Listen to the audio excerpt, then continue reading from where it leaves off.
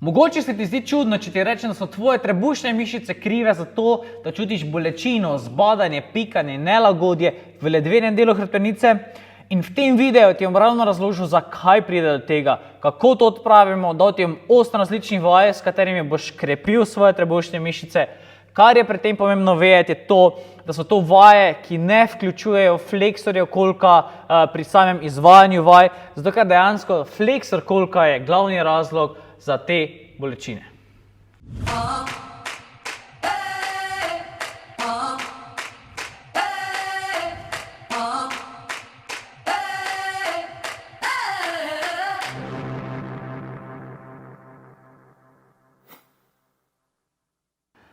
Zdravo, jaz sem Nejc iz Lab Trening Centra.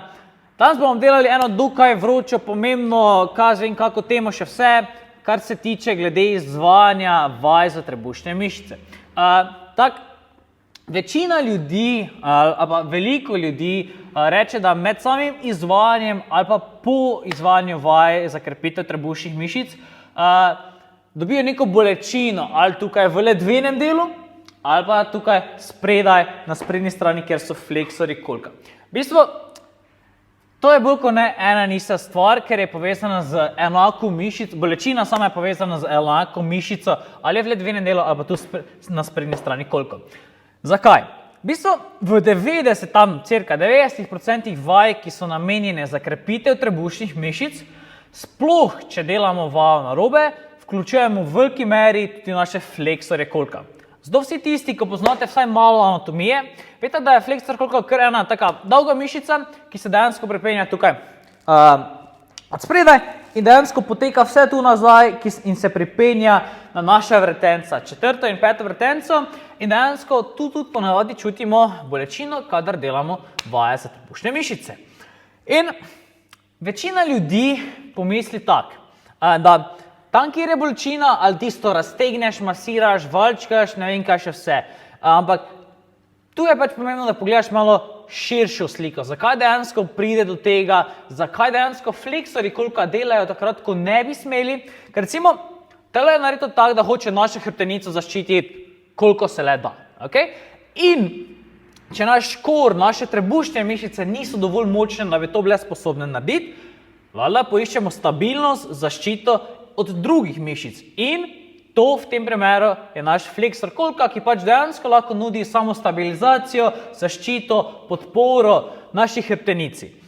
Ampak pač, ker dejansko to dela mišica, ki ni v osnovi narejena oziroma njen namen ni ravno to, je do neke mere, ampak ni to njen glavni namen, pač pride do nekih disfunkcij oziroma celo kasneje tudi do nekih bolečin v določenih predelih.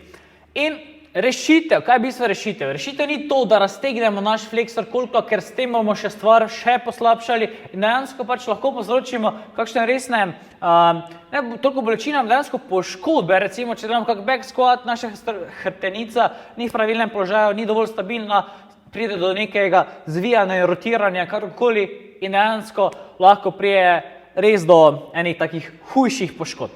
Tega valjda nočem. Pravilen način, kako se rešimo te težave, oziroma kako se rešimo tega problema in kako se lotimo same težave, je to, da dejansko ojačamo naše trebušne mišice. Pri teh vajah je pomembno to, da v čim manjši meri vključimo fleksorje kolka. Valjda, ful je težko, da izklopimo mišico čisto popolno, ampak do neke mere se da. Sploh, če pač izvajamo vaje, ki bomo jih pokazal kasneje, to bo cirka, mislim, celo 8 vaj in dejansko ne rabiš vseh delati, valjda. Nekatere bojo podobne nekatere bojo podobne med sabo, uporabljali bomo elastiko, uporabljali bomo kettlebell, ročko, gimnastične obroče oziroma, sem pozabil, kako se reče tisto, ko imamo ponavadi v fitnessih, ko delamo dipe, glavno tista postaja, kjer pač lahko delaš dipe. Tada brez nadaljnega nakladanja gremo k vajam. Prva vaja iz seznama se imenuje John Sida.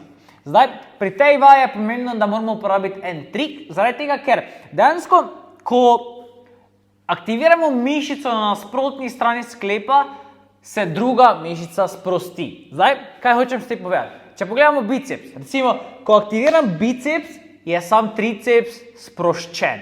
Okay? In ravno obratno, ko moram aktivirati triceps, da iztegnem roko, je biceps sproščen. Isto bomo probali doseči pri samem trebušnjaku in to tako, da bomo noge pokrčili nekje na 90 stopinj, z nogo bomo probali narediti ta gib, da bomo probali pisal sebe ali pa nogo k sebi potegniti. Stopala imamo na tleh, okay? Ne dvigniti na prste, stopala so na tleh, noge potegnemo k sebi in stisnemo zadnjico gluteuse in hkrati hamstringa oziroma mišice zadnje nože. S tem bomo do neke mere deaktivirali oziroma naš hip flexor, flexor kolka ne bo toliko aktiven pri samem izvajanju vaj. To vajo tudi imenuje impossible sit-up, ker dejansko je skoraj nemogoče, razen če so tvoje trebušne mišice res ful močne, se dejansko ni mogoče narediti sit-upa oziroma trebušnjaka. Zgleda tak. Torej, noge so na tleh, potegnemo k sebi, da aktiviramo mišice zadnje lože, gluteuse, roke so za vratom in dejansko se dvignemo, kako daleč gre. Okay? Tako bomo aktivirali samo trebušne mišice in nazaj dol. Potem je to. Lahko naredimo tudi en trik za samo elastiko. Zgleda dokaj podobno. Vzamemo elastiko, ki je pač pripeta na eno štango. Ena noga noter, druga noga noter. Isto. Tukaj pa dejansko elastika nam hoče noge potegniti naprej in tukaj se bomo lažje osredotočili na to, da bomo noge pokrčili in dejansko spet malo bolj aktivirali mišice zadnje lože, ker dejansko odrače nam noge potegne naprej in roke za glavo, dvigneš, kako visoko gre. Tukaj, če komu uspe narediti popoln sit-up, naj mi prosim pošlje video, definitivno bi rad to videl, ker z razlogom se reče impossible sit-up. Evo, smo že na drugi vaji. Zdaj, to vajo lahko izvajamo na tej postaji, ki sem prej omenjal, ki imajo pa navadi v fitnessih ali pa veliko ljudi tudi doma, drugače lahko vzamemo 2 stola in vajo naredi čisto isto.